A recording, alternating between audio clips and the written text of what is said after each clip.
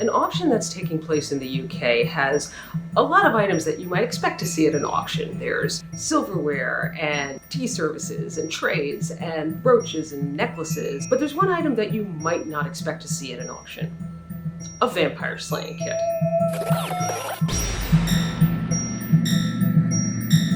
A wooden box that's bound with brass is being described as a vampire slaying kit and is being offered for auction by Hanson's auctioneers in the UK.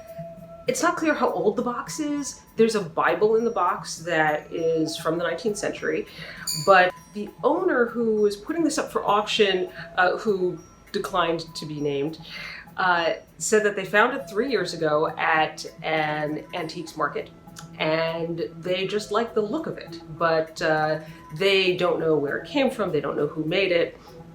What's in this box? When you open it up, the lid has an enamel picture of the resurrection of Christ, which seems appropriate for a kit that's being used to hunt the undead.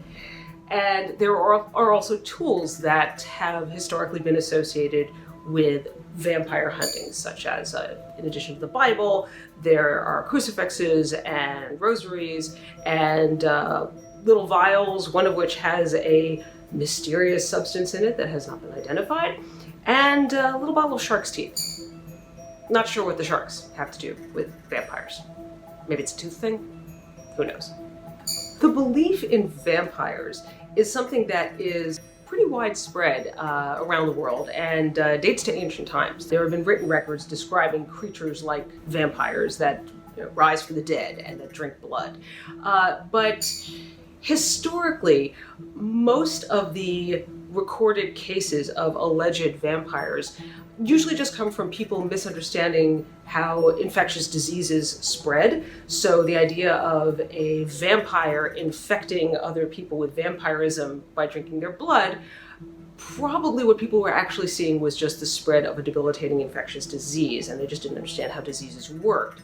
Another possibility is that sometimes when graves were opened and the corpse did not look the way the people expected it to, it looked perhaps too lifelike, it was assumed that the dead person was a vampire. But that also comes from just not understanding how natural decomposition works. And often, because the tissues of the body shrink, the hair looks longer, the nails look longer, and so that was sometimes taken as proof that the dead person was in fact a vampire that was still sort of kind of living in some sense, and so the nails and the hair were still growing even after the death.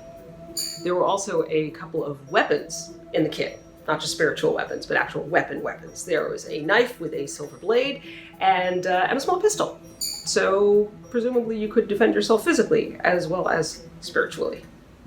The auctioneers don't have any information about whether or not the kit was in fact ever actually used to hunt alleged vampires, or whether the person who used it actually succeeded in finding or even slaying one. But for those who are curious enough or think this is something interesting, it's expected to fetch between 2,000 and 3,000 pounds, which is between $2,500 and $3,700.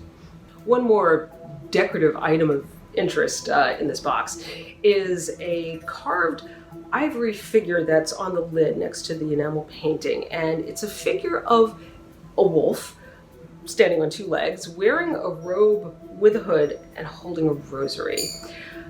It's not clear what exactly that means though, and it's also not clear from the item description if the kit is suitable for hunting and slaying werewolves.